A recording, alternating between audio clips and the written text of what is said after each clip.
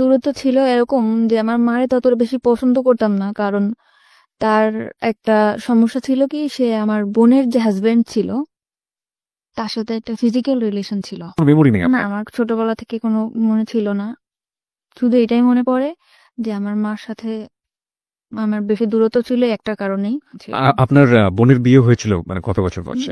বোনের বিয়ে হয়েছিল কত বছর বয়সে এটা বলতে পারবো না, কিন্তু ওর বিয়ে ছিল ক্লাস 3-তে থাকতে। ক্লাস 3-তে থাকতে আপনার বোনের বিয়ে হয়েছিল? মানে কিভাবে এটা পসিবল? এই- আপনি কি জেনেছেন পুরো স্টোরিটা আমাদেরকে একটু বলেন তো। আমি পুরো ক্লিয়ার হয়েছে মানুষের কাছ থেকে যে আমার যে বোনের হাজবেন্ড ছিল ওনার সাথে আমার মায়ের একটা ফিজিক্যাল রিলেশন ছিল। এটা আপনি মানুষের কাছ থেকে শুনতেন? কার কার কাছ থেকে শুনতেন? এটা আমার নানুর কাছ থেকে শুনতাম, আচ্ছা। আমার খালাদের কাছ থেকে শুনতাম। আমরা তো আমার নানুদের ফ্যামিলিতে বড় হয়েছি, আমার দাদা বাড়ি বরিশাল। আপনার সামনে কিভাবে বলতো তারা? আমি জিজ্ঞাসা করতাম যে কি জিজ্ঞেস তার করতেন? ভাইয়া এরকম কেন করে। মার ভাইয়া এরকম কেন করে? হ্যাঁ, তখন আমারে বলতো যে তোর ভাইয়ার সাথে তোর মার সম্পর্ক আছে, প্রেম আছে।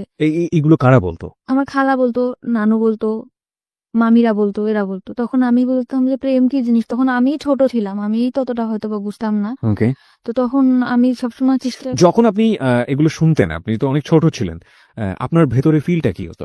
আমার মনে হতো যে ওখানে কি হচ্ছে, ওটা কি, আমি নিজের চোখে দেখতাম, বুঝতামও। মানে আপনার সামনেই ঘটনাগুলো হ্যাঁ, ঘটতো? ঘটতো। আমি দেখতাম দূর থেকে, মানে বোঝার চেষ্টা করতাম যে এটা কি হচ্ছে। এমনকি রুমের মধ্যে ঢুকলেও দেখতাম ওরকম অবস্থায়, কিংবা ওরকমই থাকতো। তো ওকে। তো আমি তখন আমার নানুরে জিজ্ঞেস করতাম, কিংবা আমার খালাদের জিজ্ঞেস করতাম যে এটা কেন হয়। ওনারা কিছু বলতো না? না, ওনারা কিছু বলতো না, বলতো তোমার মার সাথে ওরা সম্পর্ক আছে। তাহলে মার সাথে যদি সম্পর্ক থাকবে তাহলে বোনের স্বামী হয় কিভাবে, এরকম আমার মাথার মধ্যে সবসময় এটাই করতো। আর আমার চিন্তা ছিল যে ওইটা ওখানে কি হচ্ছে। এই জন্য আমি আস্তে আস্তে বড় হলাম, তখন ক্লাস 6-এ যখন পড়ি তখন একটা ছেলের সাথে আমার সম্পর্ক হয়। এগুলো নিয়ে আপনি আপনার মাকে কখনো জিজ্ঞেস না, করেননি আমি যে মা? মাকে কখনো জিজ্ঞাসা করি নাই। আপনার মা কি জানতো যে আপনি আপনি এটা দেখছেন? হ্যাঁ, আমার মা জানতো আমি দেখছি, এবং আমার ফ্যামিলি সবাই জানতো, আমার বাবা এভরিবডি নোজ ইট? সবাই জানতো। জানার পরেও বিষয়গুলো নিয়ে কোনো কথা হতো না, কোনো ধরনের কোনো ঝামেলা হতো না আমাদের ফ্যামিলিতে? পুরো ফ্যামিলি তারপরেই ডিপেন্ড করতো কার উপর? আমার দুলাভাইয়ের উপর। আপনার পুরো ফ্যামিলি এই ভদ্রলোকের উপর ডিপেন্ড করতো ইকোনমিক্যালি? জি। এবং এই জন্য কেউ কোনো কিছু বলতো না? না, কিছু বলতো না। ডিপেন্ড করতো মানে কি ধরনের ডিপেন্ড করতো? টাকা পয়সা দিয়ে হেল্প করতো। আমাদের তো কোনো ভাই নেই, কাজের কোনো নাই, আব্বাও তো সেরকম বেশি কাজ করতে পারতো না, এই জন্য আমার ভাইয়াই সাহায্য। মানে আমার বাবা ওটা জানতো? হ্যাঁ, আমার বাবাও জানতো। এবং জানার পরেও কখনো এগুলো নিয়ে কোনো ধরনের মনোমালিন্য, কোনো ধরনের ঝামেলা? আমি ততটা বুঝতাম না তো। বুঝতে পারতেন না? মাকে নিয়ে আপনার প্রাথমিক পর্যায়ের প্রথম মেমোরিটাই হচ্ছে এরকম একটা জিনিস আপনার চোখে পড়া। আজকের এই স্টোরিটা খুবই খুবই খুবই গুরুত্বপূর্ণ প্রিয় শ্রোতা, এবং যেটা হয়তো সমাজের অন্য কোনো লাখো মানুষের মধ্যে ওর গল্পটা মিলে যাবে না, কিন্তু একটা সন্তানের জন্য অনভিপ্রেত কোনো ঘটনা তার জীবনে কতটা ছাপ ফেলে এবং এটা শেষ পর্যন্ত কোথায় গিয়ে কি দাঁড়ায়। আমাদের সামাজিক মানসিকতার জায়গাতে আমরা যে সোশ্যাল সাইকিয়াট্রিক যে ব্যাপারগুলো আমাদের চারপাশে ঘটে যায় সেগুলো গণমাধ্যমে খুবই কম আসে, এবং এগুলো যে মানব জীবনে কতটা গুরুত্বপূর্ণ, নেগেটিভলি এগুলোর ইম্প্যাক্ট কতটা ভয়াবহ হতে পারে, কিংবা আদৌ একটা মানুষের জীবনে কতটা প্রভাব ফেলে, সেগুলো নিয়ে আজকের এই হ্যালো ইট 920 অনেক দূর এগিয়ে যাবে। আমরা একটু ওকে জানার চেষ্টা করি আসলে। ওকে ফাইন, আপনি যেটা বলছেন যে ক্লাস 6-এ আপনি একটা ছেলের সাথে বা কোন একটা, হ্যাঁ আমার মামার বন্ধু ছিল সে। তো আমি তার সাথে কথা বলতাম, সব ধরনের আর কি ফাজলামি করতাম। তখন আস্তে আস্তে বললো যে তোমার আমার খুব ভালো লাগে, তোমার আমার পছন্দ। আমি বলছি, ঠিক আছে। তখন আমিও আর কি ছিলাম যে ভালোবাসা কি জিনিস, ফার্স্ট টাইম 6-এ থাকতে এরকম আসছে, তখন আমিও এটার মধ্যে করলাম। তখন আমি ওরে বললাম কি, আমি আমার মার বিষয়টা ওরা শেয়ার করলাম যে আকাশ, ওর নাম ছিল আকাশ, আকাশ এরকম আমার মা আর ভাইয়া এগুলা করে, তুমি আমার সাথে করবা? তখন ও বললো যে তুমি অনেক ছোট, আর আমাদের মধ্যে এরকম কেন হবে, যা হবে বিয়ের পর হবে। যেই খবর ওরা, আমি বলছি যে চলো আমরা একটা কিছু করি, ওইখানে কি হয় তুমি আমার একটু বুঝাও। যখনই বলতাম একটু বুঝাও, ও এড়াই যেত, কেমন জানি করতো না। ও আবার অনেক খারাপ ছিল ছেলেটা, যেরকম অনেক ধরনের নেশা করতো, এর জিনিস ছিনতাই করতো, ও করতো। তারপরও ওরাকে আমি অনেক ভালোবাসতাম। তখন ফার্স্ট টাইম আমার লাইফে আসছে, আমি ওরা অনেক ভালোবাসতাম। পরে আমার মামার সাথে একটা দ্বন্দ্বের কারণে ও আর কি চলে গেছিল। আচ্ছা। তারপরে আমি আমাদের স্কুলে যাইতাম, ওই বিষয়টা আমার মাথার মধ্যে সবসময় থাকতো যে ওইটা কি, ওইটা আমার জানতে হবে, ওইটা কি। মানে বাবা মা এবং দুলা ভাইকে যে অবস্থায় দেখেছেন? দেখছি। তখন আমি আরেকটা ছেলের সাথে সম্পর্ক হয়, তার নাম হচ্ছে ইমরান। দোকানে মানে ওর একটা দোকানে কাজ করতো ও। ওকে স্কুলে যাইতাম আসতাম, ওখানে ওর সাথে আমার রিলেশন হয়। এখন আমি ওকে বললাম যে একটা কিছু করি, তা বলতো কি যে বিয়ে করতে হবে। তাহলে আমি যদি বিয়ে করতে চাই চলো, আমার সবসময় ধারণা ছিল যদি বিয়ের পরে এই জিনিসটা হয় তাহলে ইমরানটা আমি যেভাবে বিয়ে করবো। একটু জাস্ট বোঝার জন্য, মানে আপনার ওই বিষয়টার প্রতি এক ধরনের কিউরিওসিটি গ্রো করে? সবসময় মাথার মধ্যে খেলতেছে যে ওইটা কি হচ্ছে, ওখানে কি হলো, আমি ওইটা চাই। আকাশ বললো যে বিয়ে না করে এটা করা যাবে না, এই জন্য আমি চিন্তা করলাম যে আমি এটা বিয়েই করবো, সে যেই ছেলেই হোক। বিয়ে জিনিসটাও কি আপনি বুঝতেন না। না? আপনি এই বিষয়টা মার সাথেও কখনো শেয়ার করেননি, বড় বোনের সাথেও কখনো শেয়ার না। করেননি? আমি কারোর সাথে শেয়ার করি নাই। কেন কারোর সাথে করেননি? আমি মার সাথেও কথা বলতাম না, বড় বোনের সাথেও কথা বলতাম না, খুব কম। বড় বোনের সঙ্গে কেন কথা সে বলতেন? সবকিছু জানতো তো। জানার পরেও সেই বিষয়গুলোর না। আপনি বুঝতেন ব্যাপারটা খারাপ? হ্যাঁ, অবশ্যই। কারণ যেখানে ঘরের আড়ালে হইতেছে, একটা কোণে হচ্ছে, অন্ধকারে হচ্ছে, তখন কেন এটা হবে না?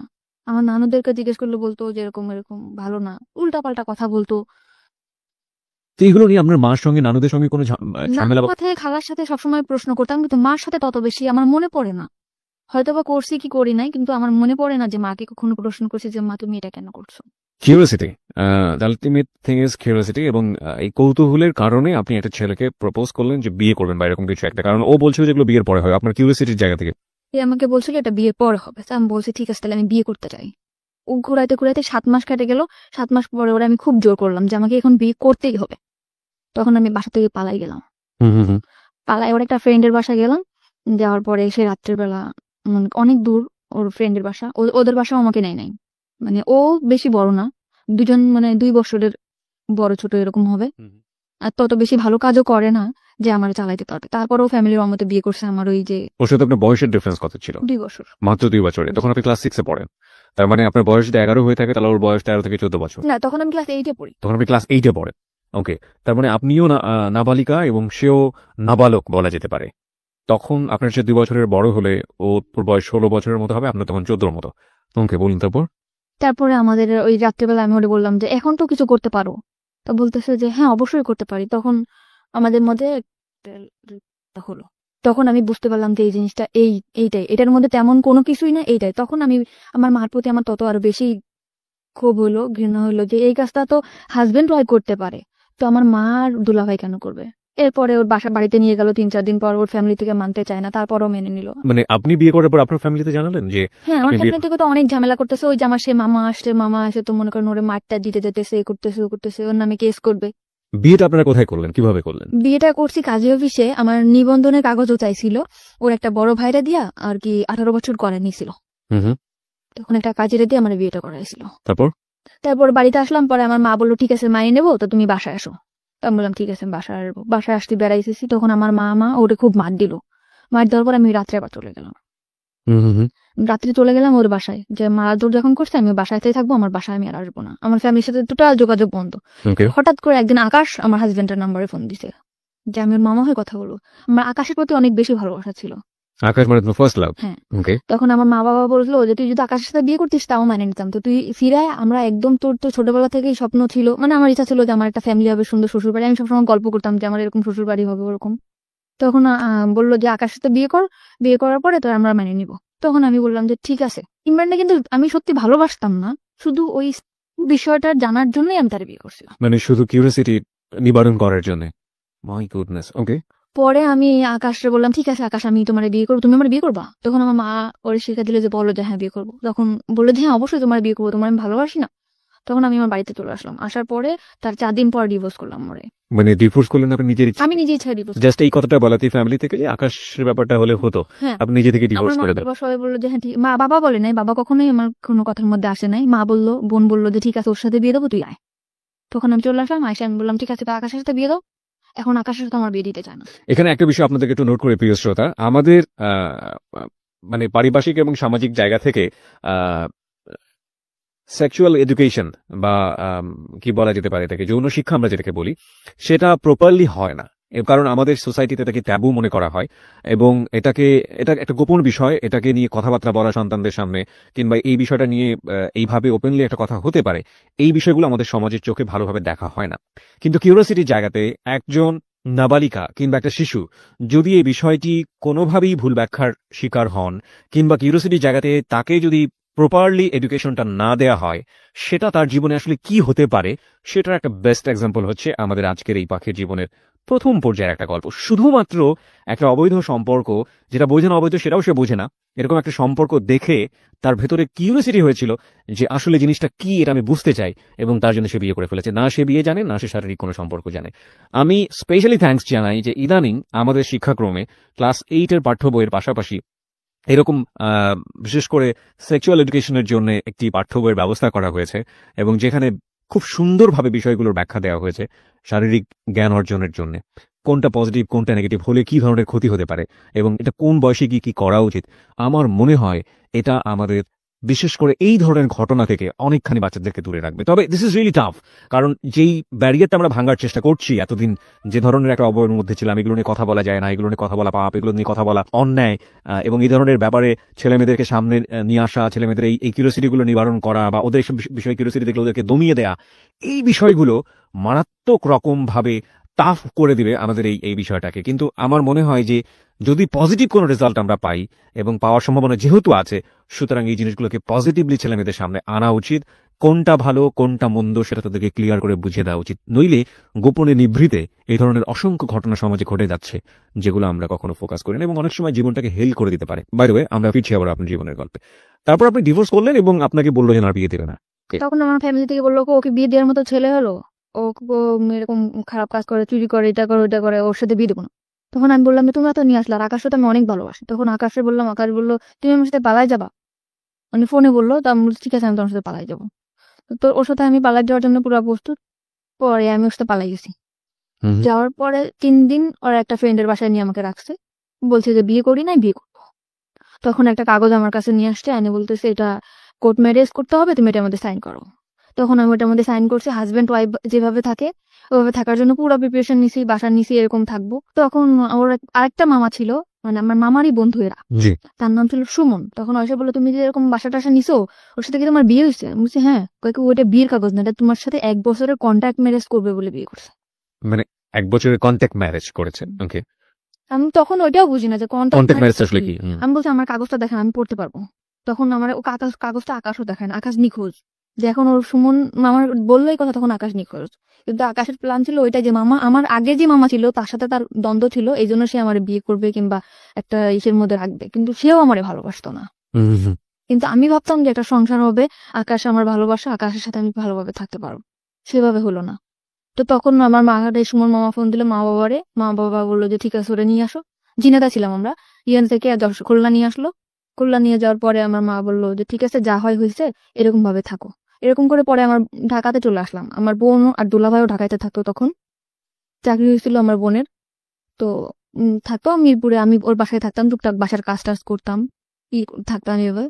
তার 2 বছর পরে তখন আমার লেখাপড়া একদম বন্ধ। মানে কোন ক্লাসে থাকা অবস্থায়? 8 ক্লাস 8 থাকা অবস্থায় আপনার লেখাপড়া বন্ধ, এইসব ঘটনা ঘটার পরে পরপর 2টো বিয়ে। ওকে। পরে আমাকে করলো 2 বছর পরে আমার ফ্যামিলি থেকে একটা ছেলে দেখলো। আচ্ছা। ফ্যামিলি থেকে ছেলে দেখার পরে আমি 2 বছর মধ্যে ঢাকাতেও থাকতাম, খুলনাতেও থাকতাম। পরে আমাকে আনলো বাড়িতে, দেখালো, ছেলে একবার দেখেই পছন্দ করলো। 1 সপ্তাহের মধ্যে বিয়ে। ওকে প্রিয় শ্রোতা, আমরা এই জায়গাটায় ছোট একটা বিরতি নিতে চাই। আপনারা সবাই শুনছেন close up presence hello 8920 ABC radio FM 89.2 এ। আমি আরজে কিবরিয়া রয়েছে আপনার সঙ্গে, এবং আজকে পাখি তার জীবনের গল্প বলার জন্য আমাদের স্টুডিওতে। পাখিকে দেখার জন্য, কিছু বলার জন্য, ওর সাথে যোগাযোগ করার জন্য আপনারা আমাদের ফেসবুকে কানেক্টেড হতে পারেন। আমাদের ফেসবুকের ঠিকানা হচ্ছে www.facebook.com/abcradiofm89.2। এছাড়াও আপনি চলে আসতে পারেন আমার ফেসবুক পেজে। আমার ফেসবুকের ঠিকানা হচ্ছে facebook.com/kibria.rj, KEBRIA, স্পেলিংটা হচ্ছে KEBRIA.RJ, এবং পেজটিতে যাওয়ার পর আপনি লাইক দেওয়ার সঙ্গে সঙ্গে আমাদের হ্যালো 8920 মেম্বার হয়ে যাবেন। ফিরে আসছি ঠিক 3 মিনিট পর। Close Up presents Hello 8920. Close Up. The closer, the better. FM 89.2. Close Up presents Hello 8920. Close Up. The closer, the better. 3 minute পর প্রিয় শ্রোতা, আরো একবার ওয়েলকাম করছি ক্লোজ আপ প্রেজেন্স হ্যালো 8920 তে। আমি আরজি কিবরিয়া রয়েছে আপনার সঙ্গে, এবং আপনারা সবাই শুনছেন এবিসি রেডিও এফএম 89.2। আজকে জীবনের গল্প বলার জন্য এখানে রয়েছে পাখি। 19 বছর বয়স তার, এবং তার যে জীবনের গল্প সেটা আসলে খুবই খুবই খুবই মর্মান্তিক। আমরা ফিরবো তার কাছে। যেখানে আমরা ছিলাম, পাখি আপনি বলছিলেন যে আপনার 1 সপ্তাহের মধ্যে বিয়ে হয়ে যাবে, এরকম একটা পরিস্থিতি তৈরি হয়েছে আপনার ফ্যামিলিতে। আর এই আমাদের গেস্টকে দেখার জন্য আপনারা ফেসবুকে আসতে পারেন। আমাদের ফেসবুকের ঠিকানা www.facebook.com/abcradiofm89.2। এছাড়াও আপনি চলে আসতে পারেন আমার ফেসবুক পেজে। আমার ফেসবুকের ঠিকানা হচ্ছে facebook.com/kibria.rj, KEBRIA, স্পেলিংটা হচ্ছে KEBRIA.RJ। ওকে, বলুন তারপর। তারপর 1 সপ্তাহের মধ্যে বিয়ে ঠিক হলো। ছেলে দেখার পর বললো ঠিক আছে আমার পছন্দ হয়েছে, আমি ওকে বিয়ে করতে চাই। ওকে, ছেলে কি করে?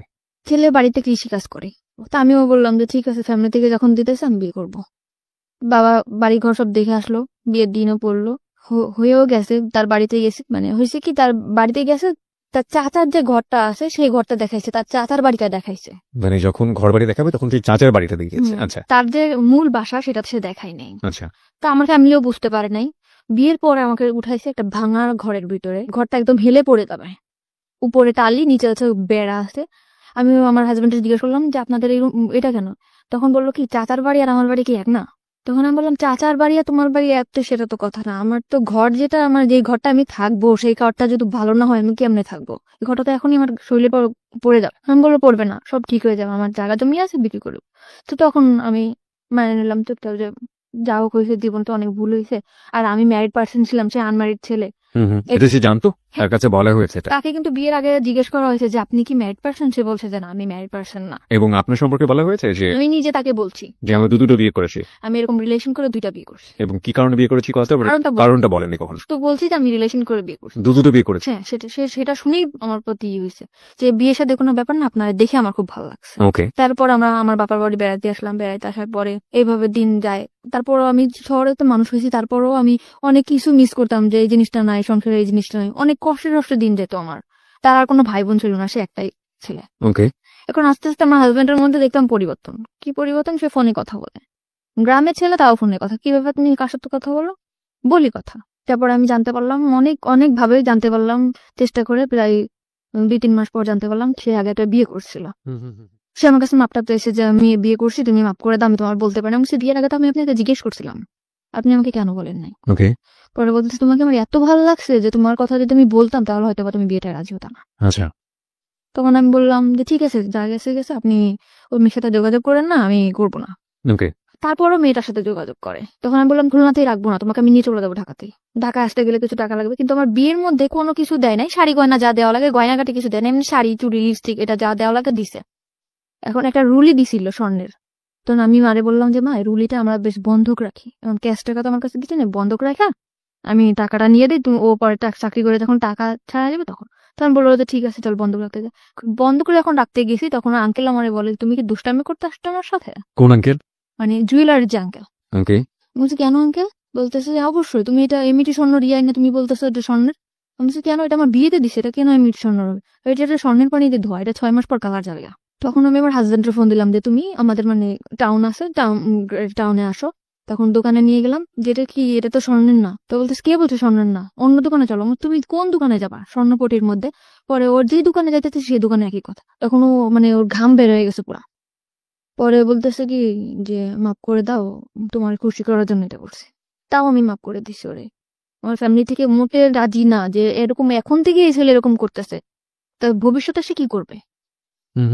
তখন আমি তারপরও ঢাকাতে নিয়ে আসলাম, নিয়ে আমার বোনের কাছে রেখে গেলাম, ভাইয়া ওর একটা চাকরি দিতে। ওরা চাকরি দিল। ওর আগরাতে চাকরি হতে গেলে রক্তের গ্রুপ পরীক্ষা করতে হয়, গ্রুপ পরীক্ষা করাইলো, টাকা পয়সা যা লাগে সব ভাইয়া দিল, ম্যাচ ঠিক করে দিল। ভাইয়া মানে আপনার দুলা ভাই? সেই দুলাভাই। ওকে। মানে আমাদের ফ্যামিলিতে সে খুব কেয়ার করে।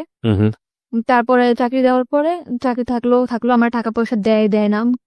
ভাইয়ার শুধু একই কমপ্লেন যে ও নাকি ফোনে কথা বলে। আমি ফোনে তো আমার সাথেও কথা বলে। তারপর আমার ভাইয়া বললো যে ঠিক আছে তুই ওর ঢাকাতে চলে। তখন আপনি কোথায় ছিলেন? আমি আমার মার বাড়িতে ছিলাম। খুলনাতে ছিলেন? জি। তখন আমি ঢাকাতে চলে আসলাম, ভাইয়ার বাসায় থাকতাম। ও ছুটি সেটা পাইলে আসতো, ভাইয়ার বাসায় থাকতাম করতাম। তারপরে আমি বললাম যে ঠিক আছে, ভাইয়ার বাসায় তো মানে গেস্ট যে রুমটা, ড্রয়িং রুমটা যেটারে বলে, ওইটা তো ভাইয়াদের ছুপা নাই, ওটা তো খালি আসতো, ওখানে আমরা একটা পর্দাটা নাই, ওখানেই আমরা সংসার করা শুরু করি। বললো ঠিক আছে। আমাদের মানে ওর রুম নেওয়ার মতো এত বেশি টাকা বেতন পাইতো না, মাত্র 7,000 টাকা বেতন পাইতো। তখন ভাইয়া বললো ঠিক আছে, এই কয় টাকা বেতন পাই তো আর বাইরে থাকা সম্ভব না, তো তোরা আমাদের এখানেই থাক, খাওয়া থাকা পাবো 3,000 টাকা দিবি তোরা দুজনে। তো শুধু খাওয়া থাকা, এছাড়া আমি যে তার ওয়াইফ, একটা কোনো কসমেটিক বা কোনো ড্রেস এগুলা কিছুই দেয় না। তখন আমার বোন বলে যে আমার বোনটা ভালোভাবেই মানুষ হয়েছে, তো তুমি এরকম ওর কিছু দেও না কেন? বলে এটা আমাদের ফ্যামিলি ব্যাপার। তা আমি বললাম ব্যাপার ঠিক আছে, তুই কিছু বলিস না। ভাইয়া তখন আমার ড্রেস যা লাগে দেয়। 7,000 টাকাতে স্যালারি পাইতো, 3,000 টাকা বোনটা দেওয়ার পরে যে কটা টাকা তো বাড়ি পাঠাই দিত। মানে ও বাড়িতে অনেক দেনা ছিল। আচ্ছা আচ্ছা। তো আমি বলতাম যে কবে শেষ হবে, আর আমাদের ঢাকায় আসতে আমরা কি আজীবন ঢাকাতে থাকবো? তোমার বাড়িতে একটা ঘর নাই, ঘর এরকম টুকটাক আর কি ঝগড়া হতো প্রায়। হাজবেন্ড ওয়াইফ যেটা ভালোবাসে এটা কখনো আমি পাইতাম না। আচ্ছা। সবসময় মানে চিন্তা করতে কি এত চিন্তা করো তুমি চিন্তা করে তো কোনো কিছু বের করতেই পারো না। তখন আমার দুলাভাইরে বললাম ভাইয়া আমার একটা চাকরির ব্যবস্থা করে দাও। তো বললো যে এই এই তো তুই পাশ করিস না, এই যে পরীক্ষা দিয়ে পর চলে আসছিস, তোর কি চাকরি দিব? তো ভাইয়ারা সবসময় বলতাম যে একটা চাকরি দিয়ে দাও, একটা চাকরি দিয়ে দাও। তখন ও যে কোম্পানিতে চাকরি করে, ফরেনার কোম্পানিতে, ওর একটা ম্যাডাম ছিল। তো ওই ম্যাডামটা বাচ্চা কাচ্চা হইতো না, তার হাজবেন্ডও বাইরে থাকতো, সে এখানে একা থাকতো। তা আমারে তার কাছে রেখে আসছিল, মাসে 5,000 টাকা স্যালারি দিবে, অল টাইম তার সাথে থাকতে হবে। ওকে। তো এরকম আমি থাকতাম, তখন আমার হাজবেন্ড ঠিক ডাইরেক্টলি বলতেছে বাসায় কাজে দিছে, নেই করছেন, কিন্তু আমি বাসায় কাজ করতাম না, শুধু তার সাথে থাকতাম। সাথে থেকে আপনার কাজটা কি ছিল? তার যেরকম ল্যাপটপটা, ক্যারি করা। হ্যাঁ, এটা আমি নিতাম, কিংবা হাতে কোনো পার্স আছে এটা আমি নিয়ে ওনার সাথে সাথে থাকতাম, কারণ ওনার একা একা থাকতে পারতো না। উনি যেখানে যেত আমাকে নিয়ে যেত, আমাকে বেশ বলতো যে আমার বোন। ওনারা ইংরেজিতে কি বলতো আমি জানি না, আমার খুব সুন্দর সুন্দর ড্রেস কিনে দিত, এই যে ওনার সাথে যেটা পরে আমি বেরোতে পারতাম, ওকে। এরকম করে ওনার মতো করে উনি রাখতো। তখন আমার হাজবেন্ড আমার ভাইয়ের সাথে অনেক অশান্তি করলো। তখন আমার ভাইয়া বললো ঠিক আছে, তোমার চাকরি করতে হবে না, তুমি চলে যাও। তখন আমি বললাম যে ঠিক আছে, আমি চাকরি করবো না। তখন আমি বলতাম যে আমার কোনো কাজও করতে দিলা না, তোমার হেল্প করবো তাও তুমি করতে দিলা না। আমি তাই কিন্তু হেল্প করতাম, আমি যে 5,000 টাকা পাইতাম তার থেকে 2,000 টাকা ওরে আমি দিতাম, আর 3,000 টাকা আমি রাখতাম। আচ্ছা। তখন আমার হাজবেন্ড বলতো যে কি এমন কাজ করতাম, মানুষের বাসায় কাজ করতাম, এরকম করে বলতো। তো আমি বলতাম এসব কথা বলবো না, আমি কি কাজ করতে তুমি জানতা না। কিন্তু ওই যে ফরেনার ছিল উনি বলতো তুমি আমার সাথে 1 বছর যদি থাকো, তোমার লাইফটা পুরো আমি ওকে করে দিয়ে যাবো। তখন চলে আসছি যখন বাসায়, রান্না বান্না করে খাই দেয়, এরকম করে আমার হাজবেন্ড করে কি ওই মেয়ের সাথে যোগাযোগ করে, আগের ওয়াইফের সাথে। আচ্ছা। তখন আমি বললাম যে তুমি এরকম কেন তার সাথে কথা বলো? বলে যে তার সাথে কথা বলি, কে বলছে? তো এরকম বহুবার আমি হাতে নাতে ধরছি, তারপরে সে স্বীকারই করে না। তারপর আমার সাথে অনেক ঝামেলা করে, ঝগড়া করে, এই করে। পরে আমি বলছি যে তুমি যদি এরকম করে থাকো তো তার সাথে তুমি থাকো, আমার সাথে কোনো যোগাযোগ করে তার সাথে থাকো, যাও। এক কথা বলার সাথে সে তার কাপড় চোপড় নিয়ে আমার ভাত থেকে নেমে চলে গেছে। ওকে। যাওয়ার পরে একটা মেসেজ উঠছে, তখন আমি ফোন দিয়ে, আমার ফোন রিসিভ করো না, বলে কি তুমি যদি আমার সাথে আসতে চাও তাহলে এখন আসো। আমি আমার ফ্যামিলির বললাম আমি কি করবো, তোমরা দেখে শুনে বিয়ে দিছো, সে প্রথম থেকে এরকম করতেছে, আমি কি করবো এখন? বলে তার সাথে তুমি কোথাও যাবে না, তুমি তোমার ভাইয়ের বাসায় থাকো। তখন আমি আমার ভাইয়ের কাছে, বোনের কাছে থাকতে লাগলাম। আমার এই প্রথম 2-1 দিন, 4-5 দিন, 1 মাস 2 মাস ফোন দিছে, পরে আমার কোনো ফোন দিত না। ওকে। তখন আমার ভাইয়ার বলার পরে ভাইয়ার ইটফোর্স সিকিউরিটি সার্ভিসটা আছে, ওখানে যোগাযোগ করে আমার একটা চাকরি নিল লেডিস সিকিউরিটি গার্ডে। তারপরে ওখানে আমি চাকরি করলাম 1 বছর মতো। 1 বছরের মধ্যে আমি কারোর সাথে মিশতাম না, আমি অফিস বাসা বাসা অফিস, ঢাকা শহর মানে এই সময় হাজবেন্ডের সাথে কোনো সম্পর্ক না। নেই বা ডিভোর্স হয়নি? না, ওকে। ঢাকা শহর সম্বন্ধে আমার কোনো ধারণাই নেই। বোরকা পরতাম, বেশ বাসা থেকে যেরকম বড় বড় জামা পরতাম, গ্রামে থেকে যেরকম আসছিলাম ওরকমই ছিলাম। 1 বছর পরে আমার ওই যেখানে চাকরি করতাম ওইখানে একটা ল্যান্ড ওনার ছিল, ল্যান্ড ওনার? ওখান থেকে আমার সে অফার করে তার সাথে, মানে ওই বিল্ডিং এর ল্যান্ড ওনার? ওকে। ওই ল্যান্ড ওনার আমার প্রপোজ করে যে মানে বিভিন্ন ভাবে, তুমি দেখতে অনেক সুন্দর, তোমার লুকিংটা অনেক সেক্সি, তোমার দেখতে খুব ভালো লাগে। পরিচয়টা হলো কিভাবে? মানে উনি আসে যায়, আমি সালাম করি যে স্যার আসসালামু আলাইকুম, আবার লিফটটা আমি ধরে দেই, উনি উঠে, ল্যান্ড ওনার যেহেতু, আবার আসলে ওনার হাতে যদি কিছু থাকে ওটা আমি ক্যারি করি। তো এই জন্য উনি আমার মানে ডাকলো যে তুমি একটু উপরে আসো, 13 তলায় আসো। আমি গেছি জি স্যার। পরে বলতেছে তোমার লুকিংটা অনেক সুন্দর, তোমার আমার খুব ভালো লাগে, তুমি আমার সাথে করবা, একদম ডাইরেক্ট। তখন আমি বললাম স্যার আপনি কি বললেন এটা, আমি আপনার সম্মান করি, তাই বলে আপনি এভাবে বলতে পারেন না। বাই দ্য ওয়ে, এখানে একটু মানে মানে রিয়েলি রিয়েলি কনফিউজ। যেহেতু আপনি মোটামুটি একটা আইন শৃঙ্খলা রক্ষাকারী এরকম একটা বেসরকারি প্রতিষ্ঠানেই কাজ করতেন, সেখানে ওনার তো একটু ভয়ে ডর কিছু করা উচিত ছিল। মানে উনি ডিরেক্ট এইভাবে ডেকে নেবেন, আপনার অ্যাটিটিউডের মধ্যে কোনো কিছু কি ছিল এরকম যে কারণে ও? আমি সবসময় অনেক রুট ছিলাম, আমার সাথে কেউ কথা বলতেও সাহস পেত না। আমরা যে কটা মেয়ে ছিলাম আমাদের সাথে কোনো ছেলেরাও কথা বলতো না, আমাদের যে ছেলে গার্ডগুলো ছিল সেও কথা বলতো না। পরে আমি বললাম স্যার আপনি আর কি, জাস্ট তোমার আমি দেখলাম যে তুমি তোমার জায়গায় কেমন অনেস্ট। ওনার কথাটা অনেক তাড়াতাড়ি ফিরায় নিল। তখন বললো কি যে আমার এখানে চাকরি করো, এখানে তো অনেক 13 তলা বিল্ডিং, অনেক ভালো ভালো লোকেরা আসে, তো তুমি কি কি করো না করো এই জন্য। তা দেখলাম ভালো, তুমি থাকতে পারবা এখানে, 1 বছর হয়েছে, আমি চাই যে যতদিন এখানে আছে তুমি থাকো। তখন আমি বললাম যে স্যার ঠিক আছে। তখন সে ল্যান্ড ওনার, তার উপর আমি কিছু বলতেও পারি না। তখন আমার যে জুন কমান্ডার ছিল তাকে আমি বললাম স্যার এরকম ভাবে আমার প্রপোজ করছে, কয় তোমার তো কপাল খুলে গেছে। সে কি মেল ছিল না ফিমেল ছিল? ছেলে ছিল। ছেলে। ওকে। তো তুমি যদি একটু সময় তার সাথে করো, আমি তখন ব্যাপারটা যে কি ব্যাপার, আমি এখানে ঢাকা শহরে কাজ করতে আসছি। তখন আমি স্যারে বললাম স্যার আমি যদি কাজ করেই খাবো তাহলে আমি যদি ওরকম করেই খাবো তাহলে তো আমার কাজ করার দরকার আসে না। এখানে আমি আমার শ্রম বিক্রি করতে আসছি, আমার শরীর না। তখন আমি তাকে এই কথাটা যখন বললাম সে আমার পড়ানো রাগিয়ে গেল যে তোমার জন্য আমাদের এই পোস্টটা থাকবে না।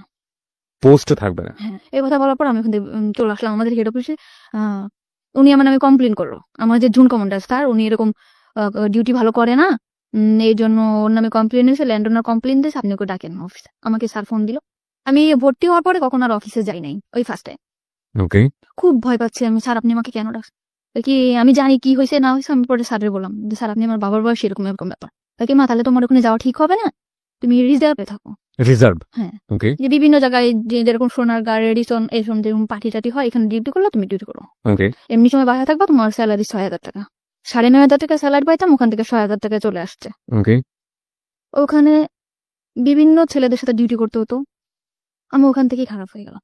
মানে রিজার্ভে যাওয়ার পরে আপনি মানে হাউ ইট হ্যাপেন, মানে খারাপ হয়ে গেলাম বললে আপনি কিন্তু বুঝবেন না কিভাবে কি ঘটনাগুলো ঘটেছে।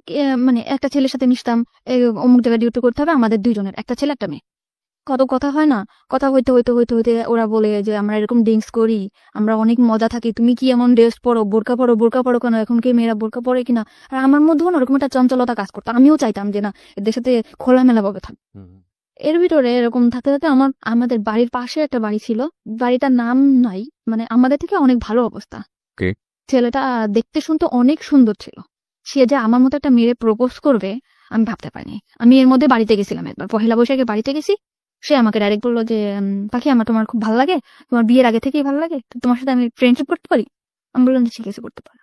তখন আমিও চাইছিলাম যে একটা মানুষ আমার জীবন থাকো, এরকম করতে করতে না তার সাথে আমার ফোনে, সে থাকতো খুলনাতে, আমি থাকতাম ঢাকাতে। ফোনে রিচার্জ করে দিতাম, আমি চাকরি করতাম, ফোনে রিচার্জ করে দিতাম 50 টাকা 100 টাকা, কোনো গেঞ্জি যা পারতাম কিনে রাখতাম ওর জন্য, ও খুশি হতো। ও আমার অনেক বেশি মানে আমার কথা দিয়া বলায় রাখতো, আমি এখন যেটা বুঝি যে না আমার কথা দিয়া বলায় রাখে। মানে বিভিন্ন রকম কথা বলতো, ও আমাকে কখনো একটা সুতাও কিনে দিত না, কিন্তু আমি চিন্তা করতাম যে ওরে কি পরলে ভাল লাগবে, কি করলে ভাল লাগবে, এটা করতাম। যেমন প্যান্ট, শার্ট, টি শার্ট, ঘড়ি এগুলো কিনতাম, বিভিন্ন উপর টাকা দিতাম। আমি আর যে 6,000 টাকা থেকে মানে অল্প কিছু, ধরুন 200-500, তখন ওইটাই আমার কাছে বেশি ছিল, ওরকম দিতাম। ও নিত, ও চাইতো। পরে ও মাস্টার্স কমপ্লিট করলো, তখন আমি বললাম যে তুমি ঢাকাতে আসবা, বললো হ্যাঁ ঢাকাতে আসবো। ঢাকাতে আসলো ফ্রেন্ডের বাসায়, আমরা ঢাকায় দেখা করলাম, কথা বললাম অনেক। ও সবসময় বলতো তোমার আমি বিয়ে করবো, যে আগে থেকে আমার পড়াশোনাটা কমপ্লিট হোক। ছেলেটা অনেক সুন্দর ছিল। মানে ও তো বিবাহিত ছিল? না, বিবাহিত ছিল না। একদম বিবাহিত ছিল না। আপনি সম্পর্কে সব জানতো? হ্যাঁ, আমার বাড়ির পাশে সব জেনে শুনে আমার দিকে আগাইছিল। ওকে কিসে পড়তো ছেলেটা? তখন মাস্টার্স করতেছে। মাস্টার্স করছে, আর আপনি দেখি ক্লাস 10ও পাস করেন। না, ওকে ঠিক আছে, তখন আমার হয়তো ওটা আবেগ ছিল, আমি বুঝতাম না যে ও যেরকম আমার দিকে আগাইছে, আমি ভাবতাম মনে হয় সত্যি সত্যি ও আমার ভালোবাসে। এখানে একটা বিষয় একটু নোট করছি প্রিয় শ্রোতা, আজকের স্টোরিটা এতটাই বেশি সেন্সিটিভ, আমাদের সামাজিকতার জায়গা থেকে আজকের অতিথির পুরো ফেসটুকু আমরা ফেসবুকে দেখাতে পারবো না, কিন্তু একজন মাস্টার্স পড়ুয়া একটা ছেলে একটা ক্লাস 8 পড়ুয়া একটা মেয়ের প্রতি এফেক্টেড হতে পারে কি কারণে, কতটুকু সৌন্দর্য একজন মেয়ের মধ্যে থাকলে এ ধরনের ঘটনা ঘটতে পারে, ততটুকুই সুন্দর ও আসলে, এবং অ্যাবসলিউটলি শি ইজ বিউটিফুল। কিন্তু আমরা আমাদের গল্পের জায়গাটা থেকে আমরা পারছি না ওর পুরো মুখ অবয়বটা আপনাদেরকে দেখাতে। চলুন আমরা আবারও ওর কাছে ফিরি। হ্যাঁ বলুন তারপর। কিন্তু আমি সবসময় চাইতাম যে আমার ছোট্ট একটা সংসার হোক। আমি আবারও স্বপ্ন দেখতে শুরু করলাম যে আমার লাইফে যা গেছে গেছে, ও হয়তো বা আমার সুন্দর একটা সংসার দিতে পারবে। বাই দ্য ওয়ে, আপনি যখন এটা বলছিলেন যে আপনি আপনার ছেলে কলেজদের সাথে মিশে বিভিন্ন পার্টিতে তারপর দায়িত্ব করতেন, ওই সময়গুলো থেকে আপনি ওদের সাথে মিশে ড্রিঙ্কস না না, তখন আমি এগুলো তখনও শুরু করেন? ওরা করতো, আমি আর কি ভাবতাম যে আসলে আমি একটু করবো, এই করবো, মানে ভালো লাগতো। তারপর চিন্তা করতাম না, বোনের বাসায় থাকি, ভয় পেতাম, কিছু করতাম না। তো তখন নাজিমের সাথে আসতে, মানে আমার সাথে রিলেশন ছিল, তার নাম ছিল নাজিম। তখন ও বললো যে ঠিক আছে আমি তোমার বিয়ে করবো। আবার স্বপ্ন দেখতে শুরু করলাম যে আমার ছোট একটা সংসার হবে, আমরা অনেক প্ল্যানিং করলাম যে আমাদের একটা মেয়ে বেবি হবে, এরকম বাসা নিব, তুমি তো এরকম সুন্দর, আমাদের বেবিটা হয়তো, অনেক ভাবে প্ল্যান করলাম। পরে আস্তে আস্তে দেখি কি ও ফোনে আমার সাথে তত সময় দেয় না, ফোনে ততটা সময় দিচ্ছে না। কিন্তু ও তো আপনার সম্পর্কে সমস্ত কিছু জানতো, বিশেষ করে দুটো বিয়ে হয়েছে আপনার, এরকম ভাবে আপনি সংসারও করেছেন এবং আমার ফ্যামিলি অবস্থা সবই সব জানতো। ও কি শুধুমাত্র আপনার সঙ্গে প্রেমের সম্পর্কই ছিল নাকি আলাদা এক ধরনের ইন্টেনশন ছিল, ফিজিক্যাল রিলেশন, কোনো ধরনের কোনো ইন্টেনশন ছিল না? ওকে বলুন তারপর। আমি ফোনে টাকা ঢুকাই দেই, ও ফোনে কথা বলে অন্য মেয়ের সাথে। তা আমি ওর ফোনে টাকা ঢুকাই দিলেও আমি ওর ফোনটা রিসিভ করতাম না, কারণ আমি যে কোম্পানিতে চাকরি করতাম ওখান থেকে ফোন আমাকে দেওয়া হয়েছিল, মানে ওখান থেকে আমি ফোন করলে বিল পাইতো। ওকে তো ওই ফোনটাতে আমি ওকে ফোন করতাম অল টাইম, কখনো ওর ফোন আমি রিসিভ করি নাই। চিন্তা করতাম বেকার, কি করবে, ওরা আমি টাকা দিই, ও বন্ধু বান্ধব আমার ফোন দিত, যে বলতো জানি আজকে না আমার ফ্রেন্ডের সাথে আমার একটু পার্টি দিতে হবে, আমার কটা টাকা দিবা, 500 টাকা দাও না। ওকে তখন আমি এভাবে সবসময় টাকা পয়সা দিতে থাকতাম। পরে একটা সময় বললাম, আমার ফ্যামিলি থেকেও জানাজানি হয়ে গেল ব্যাপারটা, যে তুই আবারও একটা ছেলের দিকে এরকম করে পড়তেছিস, তোর হাজবেন্ড আছে এরকম আছে। তখন আমি আমার ফ্যামিলির বকাবকি শুরু করলাম, কি হাজবেন্ড, তোমরা কি দেখে দিছে এই করছো। তখন না যে আস্তে আস্তে দূরে সরে যেতেছে, আমার বলতেছে ডাইরেক্ট, বলতে তুমি আমার ফোন করবা না, কখনো ফোন দিবা না, কোনো কারণ ছাড়াই। তুমি আমার সবসময় ফোর্স করো, কার সাথে কথা বলি, কি করি না করি, তুমি আমার। তখন আপনার হাজবেন্ডের সঙ্গে একেবারেই আপনার যোগাযোগ একদম যোগাযোগ। বাই দ্য ওয়ে, আপনার হাজবেন্ডের নাম যেন কি ছিল? রিপন। রিপনের সঙ্গে আপনার যোগাযোগ পুরোপুরি অফ। প্রিয় শ্রোতা, আমরা জায়গায় ছোট্ট একটা ব্রেক নিতে চাই। আমরা ঠিক 12:06 ফিরবো। আপনারা সবাই শুনছেন close up presence hello 8920 ABC radio FM 89.2 এ। আজকে পাখি তার জীবনের গল্প বলতে এসছে এখানে। ওকে দেখার জন্য আপনারা ফেসবুকে আসতে পারেন। আমাদের ফেসবুকের ঠিকানা www.facebook.com/abcradiofm89.2। এছাড়াও আপনি চলে আসতে পারেন আমার ফেসবুক পেজে। আমার ফেসবুকের ঠিকানা হচ্ছে facebook.com/kibria.rj KEBRIA। স্পেলিংটা হচ্ছে KEBRIA.RJ। ফিরে আসছি ঠিক রাত 12:06।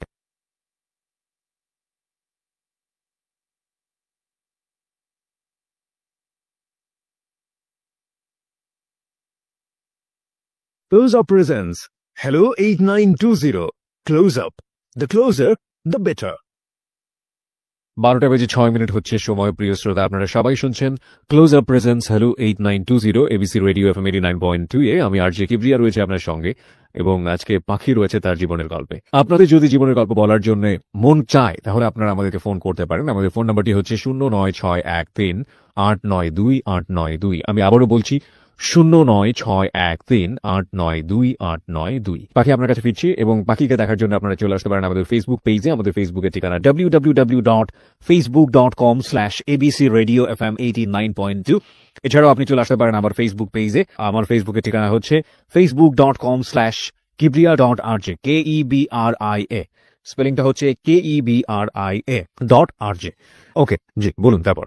তো রিপনের সাথে কোনোভাবে যোগাযোগ নেই, মানে আমার হাজবেন্ড কোনো যোগাযোগ করে না, কিছু না। ওকে। তখন আমি নাজিমরে বললাম বিয়ে করবো না, তখন ও বললো যে ভালোবাসলে যে বিয়ে করতে হবে এমন কোনো কথা আছে? তোমারটা আর আমারটা কি একসাথে ম্যাচ করে? এতদিন পরে সেটা বললো যে ভালোবাসলে কি বিয়ে করতে হবে। কিন্তু তোমার আমার অনেক ভালো লাগে, তোমার অনেক ভালোবাসি, কিন্তু তোমার আমার বিয়ে করা সম্ভব না। তো ওরে আমি অনেক বেশি ভালোবেসে ফেলছিলাম, মানে আমি যাকেই ভালোবাসি অনেক বেশি ভালোবাসি ফেলি। কিন্তু সবাই আমার সাথে মানে বুঝতেই পারি না যে এরা আমার সাথে এরকম প্রতারণা করতেছে। তখন নাজিম ফোন দেই, ফোন ধরে না, ফোন দেই, ফোন ধরে না। তখন এই যে আমার যে ফ্রেন্ডরা ছিল ওদের সাথে আমি মিশলাম। ওকে, মানে কলিগ যারা কলিগ ছিল ওদের সাথে আমি মিশলাম। মিশতে মিশতে বললো যে ড্রিঙ্কস করা ভালো লাগে। পরে আমি এক পর্যায়ে ড্রিঙ্কস করলাম। ড্রিঙ্কস করলে সত্যিই দেখলাম ভালো লাগে। মানে ওই যে নাজিমের বিষয়ে যে কষ্টটা, কিংবা আমার যে পুরা মার দিক দিয়ে কষ্ট, কিংবা হাজবেন্ডের দিক দিয়ে কষ্ট, আমার কোনো কষ্টই নেই। পুরা দমে ড্রিঙ্কস করলাম। এমন ড্রিঙ্কস করতেছি আমার মধ্যে চেঞ্জ দেখে আমার দুলাভাই আমার দিকে হাত বাড়াইলো। যেরকম আমার বোন অফিসে গেছে, আমার দুলাভাই হঠাৎ আমার এসে পিছন দিয়ে ধরা ধরে বলে তোর আমার খুব ভালো লাগে, তোর হাজবেন্ড নিয়ে আমি তোরে ভালোবাসি। তখন আমি আমার বোনকে বললাম, বোন তুই কোথায়? বাসায় আসছে। বাসায় আসার পর আমার 17,000 টাকা ছিল, ওর কাছ থেকে টাকাটা নিয়ে আমি বাসা দেখে চলে গেলাম। তো আরেকটা মেয়েরে নিলাম, মেয়েটার নাম ছিল মেঘলা। ওরে নেওয়ার পর ও আর আমি থাকতাম। তো ওখান থেকে আরো সুন্দরভাবে ড্রিঙ্কস করতে পারতাম। বাসায় কখন আসলাম কখন গেলাম, ড্রিঙ্কস করে চিল্লাইতাম, কানতাম, নাজিম করে ওরে ফোন দিতাম, কোনো ছিল না। কিন্তু আমি ওখান থেকে ড্রিঙ্কস করা শুরু করলাম। ওই বন্ধু বান্ধব ছিল, মানে শেয়ারে, কিন্তু আমি 200 টাকা দিতাম, ও 200 টাকা দিত, এরকম একটা বোতল কিনে নিয়ে আসতো, বোতল কিনে খেতাম, খাইতে বাসায় যেতাম, মাতলামো করতাম, করতাম। তো এরকম করার পরে এখন রিজার্ভে ছিলাম। তো আমি পরে নতুন একটা পোস্ট লাগবে 1 তারিখে, গেল বছর, যে বছরটা চলে গেল, ওই গেল বছরের এই 1 তারিখে 1 তারিখে পোস্ট লাগছে। লাগার পর আমার এই যে জুন কমান্ডার ওনার সাথে আমার পরিচয় হলো, যে ঠিক আছে আপনার জন্য আমি ডিউটি করব এরকম একটা খ্রিস্টান প্রতিষ্ঠানে। তখন আমার খ্রিস্টান প্রতিষ্ঠানে দিল, আমি ওখানে ডিউটি করতাম। ডিউটি করার পরে ওখানে ডিউটি করতেছে 2টা মেয়ে, আমি আর একটা মেয়ে, আর ওই বাসাটায় থাকতাম। তা আমার হাজবেন্ড আমার সব দিক দিয়ে যোগাযোগ বন্ধ ছিল, কোনোভাবে আমার সাথে কোনো যোগাযোগ করতো না। তা আমার যে ছাড়টা ছিল উনি আবার আমার খুব হেল্প করতো। মানে কিরকম, আমি ঠিক মতো বাসায় যাচ্ছি কিনা, কি করতেছি না করতেছি, এই বিষয়টা সে দেখতো। তারপর আমি ড্রিঙ্কস করতেছি, এটা অনেকভাবে বাধা দিত, যে পাখি আপনি ড্রিঙ্কস করবেন না, এরকম না করতে। আমি আপনার না কেন শুনবো, আমি আপনার না শুনবো না, আমি একজনের ভালোবাসি, এরকম আমি এত বেশি ভালোবাসতাম, চিল্লাপাল্লা করতাম, ড্রিঙ্কস করতাম, রাস্তাঘাটে চিল্লাপাল্লা করতাম। তখন আমারে বললো যে একটা মানুষ এত ভালোবাসতে পারে। তখন আমার ওই স্যার নাজিমকে ফোন দিল, যে ভাইয়া একটা মেয়ে আপনাকে কতটা ভালোবাসে। তখন ও বললো যে হ্যাঁ মেয়েটা অনেক ভালো, আমি ওকে ভালোবাসি, কিন্তু ওকে আমার পক্ষে বিয়ে করা সম্ভব না। নাজিম এটা বললো। তখন আমার সব কলিগরা ওকে একবার করে ফোন করলো, যে ভাইয়া, মানে আপনি সব কলিগের কাছে আপনার উইকনেসটা দেখাতেন, যে আপনার দুর্বলতাটা দেখাতেন। আমি ড্রিঙ্কস করার পরে আমি আর সবসময় ওরকম ওরে ফিল করতাম, আমি আগের মতো ডিউটি করতে পারতাম না, করতে পারতাম না ওরকম।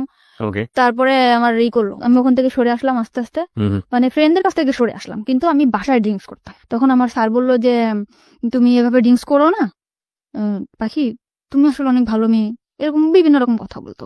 কিন্তু ওই পোস্টায় আমি ঠিক মতো আবার ডিউটিটা করতাম। আমার কোনো জায়গা থেকে আমার ডিউটির কারণে কখনো চাকরিটা দিত না। ওকে, আমি ঠিক মতো ডিউটি করতাম। ডিউটি আওয়ার্সের পরে আমি উল্টাপাল্টা করতাম, যেরকম ড্রিঙ্কস করতাম, আবার বাইরে ঘুরতে যেতাম, এটা করতাম। তখন আমার স্যার আমার দিকে আগে আসলো। কিভাবে আগে আসলো? বললো যে তোমার মতো ভালো যদি আমার ওয়াইফ আমারে বাসতো, তাহলে আমার মনে হয় পুরো পৃথিবীটা ওরে দিয়ে দিতাম। এই ধরনের কথা বলতো। মানে তার ওয়াইফের প্রতি অনেক ধরনের দুর্বলতা আমাকে দেখাইতো। মানে তার ওয়াইফ তার দিক দিয়ে পারফেক্ট না, সে তাকে ভালোবাসে না, সে তাকে কোনোভাবে সুখ দিতে পারে না, সে তার ছেলের দিকে যত্ন নেয় না, সে তার সংসারে কোনোভাবেই মানে মন নেই, এরকম। তখন আমি বললাম এসব কথা আমারে বলেন কেন? তখন আমার মনের মধ্যে কিন্তু নাজিমি আছে। আর সে মানে অফিস আওয়ারের পরে আমার নিয়ে ঘুরতে যেত, আমিও যেতাম, আমার ড্রিঙ্কস করাইতো, ঘুরতে যেত, করতো। তখন আমি খুশি ছিলাম, ভালোই ছিলাম। ওকে, তারপরে না হইলো, ওনার ওয়াইফ যখন বাড়িতে গেছে তখন আমি আর উনি একদিন ড্রিঙ্কস করছি। উনি ড্রিঙ্কস করলে কোনো প্রবলেম হয় না, ওকে, কিন্তু আমি ড্রিঙ্কস করার পরে আমি মানে পুরো অ্যাবনর্মাল হয়ে যায়। তখন আমি চিন্তা করতাম, মানে আমার সেন্সই থাকতো না। কিন্তু ওই নাজিমকে কল করতাম, নাজিমকে কল করে এটা করতাম, ওটা করতাম, উল্টাপাল্টা চিল্লাপাল্লা করতাম। তো ওনার ওয়াইফ যখন বাড়িতে গেছে, ওনার বাসায় আমাকে নিয়ে গেছে। এটা কি আপনি জানতেন আগে থেকে যে ওর না, বাড়িতে আছে? তা আমি কিছু জানতাম না। আমরা কিন্তু কুড়িল বিশ্বরের একটা বার আছে, ওখানে থেকে ড্রিঙ্কসটা বাইরে এনে ড্রিঙ্কস করছি। এটা জায়গায় বসে ড্রিঙ্কস করার পর আমি অ্যাবনর্মাল হয়ে গেছি। পরে উনি ওনার বাসায় আমাকে নিয়ে গেছে। নিয়ে যাওয়ার পরে সত্যি কথা আমার সেন্স ছিল না তখন, হয়তোবা আমাদের মধ্যে ফিজিক্যাল কোনো রিলেশন আছে, হয়তোবা। হয়তোবা মানে কি আমি শিওর। ওকে, আপনি পরবর্তীতে শিওর হয়েছেন? ওকে, হয়েছে তা মানে ড্রিঙ্কস করার অনেক রাত্রেবেলা আমার মানে সেন্স একদম আমি এখানে স্যার, আমি এখানে কেন? তখন বলতেছে কি যে তোমার আমার খুব ভালো লাগে, তোমার সবকিছু পারফেক্ট, আমার ওয়াইফের থেকে তুমি অনেক বেটার, এরকম করে বললো। তখন আমি খুব কাঁদতেছি যে আপনি এটা কি করলেন, আপনার সাথে আমার এটা কেন হলো, এরকম করে। তখন মাইনে নিছি, নেওয়ার পরে না তখন চাকরিটা বাঁচানোর ভয়, তখন ভয় পেতাম কি হয়তো বা চাকরিটা থাকবে না। চাকরি না থাকার ভয়টা কেন ছিল? মানে ফোর্সে চাকরি করতাম, এটা তো কোনো সরকারি চাকরি না, এটা যখন তখন চলে যেতে পারে। আপনি যার কথা বলছেন উনি চাইলে আপনার চাকরি ডিসমিস করে দিতে পারেন। হ্যাঁ, একজন জুন কমান্ডার ছিল, সে চাইলে চাকরি ডিসমিস করতে পারতো। কারণ ফার্স্ট যেখানে চাকরি করতাম উনি কিন্তু তখন আমার নামে কমপ্লেইন করার পরে আমার চাকরিটা ওখান থেকে যাওয়ার পরে আমি রিজার্ভে আসছিলাম। ওকে, সো আপনার এই ভয়টা কাজ করতো? হ্যাঁ, এইভাবে কাজ করতো, এই যে আমার যদি কোনোভাবে চাকরিটা না যেত। তারপর এরকম যে আমার বিভিন্ন জায়গায় ঘুরতে নিয়ে যেত, বিভিন্ন জিনিস গিফট করতো, কিনে দিত। আপনি এগ্রি করে গেলেন? হ্যাঁ, আমি এগ্রি করে গেলাম যে নাজিমের অ্যাবসেন্টটা কিন্তু সে ঢুকে পড়ছে আমার লাইফে। এত দ্রুত? এত দ্রুত মানে কি, বেশ কিছুদিন হয়েছে, 4 মাস এরকম। সে এরকম একটা মানুষ যে সে কিভাবে যেন আমার ক্যাশ করে ফেললো। আর তারা আমি কিন্তু ফার্স্ট টাইমে বলতাম যে আপনার আমি কখনো ভালোবাসবো না। আমি তারা আরো বলতাম যে আপনার ওয়াইফ আছে না, এরকম এরকম জিনিস গিফট করবেন, এইভাবে করো। সে অনেক ওয়াইফকে কিভাবে কনভিন্স করতো? হ্যাঁ, সে তার ওয়াইফকে কিন্তু অনেক চেষ্টা করতো, কিন্তু তার ওয়াইফ সেরকম ধরনের ছিল না। অ্যাকর্ডিং টু হিজ ল্যাঙ্গুয়েজ, মানে তার ভাষ্য অনুযায়ী। ওকে, তার কথা অনুযায়ী সে ওরকম ছিল না, সে পারফেক্ট ছিল না, ঠিক আছে। তারপরে এরকম আমার তখনও আপনার আগের হাজবেন্ডের সঙ্গে আপনার না, আমার ডিভোর্স হয় নাই। আমার আগের হাজবেন্ডের সাথে আমার ডিভোর্স ছিলই না। আমার হাজবেন্ডের সাথে আমার কোনো যোগাযোগও ছিল না। তারপরে এই করছে, এরকম আসতে যাইতো আমার ডিউটি আওয়ার্সের পরে, তার সাথে আমরা একসাথে ঘুরতে যেতাম, খাইতাম, ঠিক আছে, এরকম ভাবে ছিল। সে এরকম আস্তে আস্তে আমার একদম অনেক কাছে চলে আসলো। সে মনে করেন আমার ডিউটি আওয়ার্সের পরে আমার না দেখলে পাগল হয়ে যেত, যেমনি হোক আমার বোঝাতো। সে চলে আসতো, কোথায় চলে আসতো? অফিসের ওখানে চলে আসতো, আইসা আমার নিয়ে বাসায় নামায় দিয়ে আসতো। যেহেতু সে একজন অফিসার এবং তার আন্ডারে তো অনেক এমপ্লয়ি কাজ করে, বাকি সবাই বুঝতো না ব্যাপারটা, এবং তার জন্য এটা প্রেস্টিজিয়াস না? দূরে থাকতো অফিস থেকে, মনে করেন এখান থেকে 10-5 মিনিট হাইটে যাওয়া লাগবে, এরকম এতটা দূরে থাকতো সে আমার রিক্সায় যাইতে কষ্ট হবে দেখে সে রেগুলার, একটা ভাঙা রোড ছিল, ওই ভাঙা রোডের রেগুলার আমার জন্য বাইক নিয়ে দাঁড়ায় থাকতো। ওকে, ওকে, ওখান থেকে আমাকে নিয়ে ওখানে নামায় দিয়ে আসতো, নামায় দিয়ে আসতে এরকম রেগুলার দিয়ে আসতো। তারপরে আমি বুঝলাম যে আসলে সে আমাকে অনেক ভালোবাসে, ওকে, অনেক ভালোবাসে। তারপরে আমি আস্তে আস্তে ওনার প্রতি দুর্বল হলাম। যখন আমি দেখলাম যে না, তার ওয়াইফ তার প্রতি না, তখন আমি তার প্রতি দুর্বল হলাম। ও দুর্বল করে ফেলছিল আমাকে, এমন মানে ওয়াইফ তার প্রতি ডিভোটেড না, এটা তো তার ল্যাঙ্গুয়েজ ছিল, তার ছিল। আর আমিও বুঝতাম। কিভাবে বুঝতেন? মানে সে যখন ফোনে কথা বলতো, মানে তার ওয়াইফের বলতো একটু পানি দাও তো, তুমি নিয়ে খাও, এটা আপনি ফোনে শুনতে পাতেন? হ্যাঁ, এটা আমি শুনতে পেতাম। তুমি নাও কিংবা এদিকে আসো তো, মানে আমি শুনতাম। তার ফ্যামিলি সম্পর্কে আপনি কতটুকু জানতেন? শুধু ওই ওয়াইফের বদনামি জানতেন নাকি আরো অন্য কিছু জানতেন? না, ওয়াইফের অতটুকু জানতাম, তার ফ্যামিলিটা অনেক বেশি ভালো ছিল। কিরকম? সে তার রুমে সে অনেক দিক দিয়ে তার ওয়াইফের সুখে রাখছিল, কিন্তু সে যে তার ওয়াইফ, সে কখনো মনে করতো না যে আমার হাজবেন্ডের সুখে আমি সুখী। সে মনে করতো তার সুখই তার সুখ, হাজবেন্ডের যে একটা জিনিস, এই জিনিসটা যে আমার, সে এটা ভাবতো না। এটা তো তার ভাষ্য অনুযায়ী, আপনি তো তার পরিবারের মধ্যে ঢোকেননি, কখনো আমি তার এভাবে যেয়ে দেখি না, দেখেন নাই, সে তার যেভাবে বলেছে আপনি সেটা সেভাবে বোঝার চেষ্টা করেছেন। এভাবেই। ওকে ওকে। তারপর এরকম কয়েক মাস গেল, যাওয়ার পরে তখন এই কয়েক মাসের মধ্যে আপনারা কি কি করছেন? হ্যাং আউট করছেন, বাইরে ঘুরে বেড়াচ্ছেন, ডেট করছেন, রুম ডেট করছেন জি কন্টিনিউয়াসলি? জি কন্টিনিউয়াসলি। একবারের জন্য মনে হয়নি যে অন্যায় করছেন? অন্যায় ফার্স্টে মনে হয়েছিল, পরে মনে হলো যে না, আমার লাইফটা কি, আমার তো ওই নোংরা জায়গা থেকে উঠাই নিয়ে আসছে। আমি যে ড্রিঙ্কস করতাম, আজে বাজে ছেলেদের সাথে আমি মিশতাম, আমি যে খারাপ হি অলসো ড্রিঙ্কস, সেও তো সে ড্রিঙ্কস। কিন্তু আমার জন্য ড্রিঙ্কস করতো, সে কিন্তু ফার্স্টে করতো না। মানে আপনাকে এখানে থেকে নিয়ে আসার জন্য যে কোনো ভাবেই হোক না কেন, আপনার যে রাস্তায় আছেন সেই রাস্তায় আগে পা দিয়েছে, তারপর ওখান থেকে সরানোর চেষ্টা। আমাকে বিভিন্ন ছেলেদের সাথে আমি মিশতাম, বিভিন্ন ছেলেদের সাথে আমি ভালো কোনো ড্রেস পরতাম না, যেরকম জিন্স টপস এগুলো পরতাম। ওকে, জিন্স টপস। ওকে, হ্যাঁ, এইগুলা থেকে সে আমার বাই করছে, ভালো ভালো ড্রেস কিনে দিছে, বড় বড় হাতার জামা বানায় দিছে, যে এগুলা পরো না, খারাপ বলবে মানুষ। মানে আমার মধ্যে একটা চেঞ্জ আনছে সে। আমি যেরকম আগে রাস্তায় বেরোলে মনে হতো যে না, এই ছেলের সাথে দুষ্টামি করবো, কথা বলবো, এরকম আমার আর মনে হয় না। বাই দ্য ওয়ে, আমার একটা প্রশ্ন আছে। ছেলেটা যদি আপনাকে এতটাই ভালোবাসবে তাহলে প্রথম দিন নিয়ে কি কেন এই ধরনের শারীরিক সম্পর্ক করলো? সে তো অন্যভাবে আপনাকে প্রপোজ করতে পারতো। এটা হয়তো বা তারও ইচ্ছে ছিল না, এটা আমি আসলে জানি না। কখন আপনি তাকে জিজ্ঞেস করেছেন পরবর্তীতে যে তুমি আমাকে যেহেতু লাভই করো তাহলে আমি কেন তাকে এটা করলে? করছিলাম, আপনি তাকে বাধ্য করেছেন অ্যাকর্ডিং টু হিজ ভয়েস, মানে সে এটা বলেছে? সে বলেছে তুমি আমাকে বাধ্য করছো, আমি একটা পুরুষ মানুষ, আমি আনকন্ট্রোল হয়ে গেছি। বাধ্য করেছে বলেন? আপনার অ্যাটিটিউডের মধ্যে এগুলো ছিল? হ্যাঁ, আমি হয়তো বা কিছু করছি, কিন্তু এটা আমার, বললাম না, আমার তখনও সেন্স নাই। আমি you are not in sense. Okay, তারপর? ঠিক আছে, এরকম বলার পর তখন আমি একটা বাসা নিলাম, বাসা নিলেন মানে? মানে ওই বাসাটা ছেড়ে দিলাম। আমি আগে যে বাসাটা থাকতাম ওই বাসাটা ছেড়ে বেশ দিলাম। কয়েকজন ফ্রেন্ড মিলে থাক। হ্যাঁ, তখন আমি আলাদা একা একটা বাসা নিলাম। এক একটা বাসায় কি ওর সিদ্ধান্ত অনুসারে নিলেন নাকি আপনি একা একা নিজে নিলেন?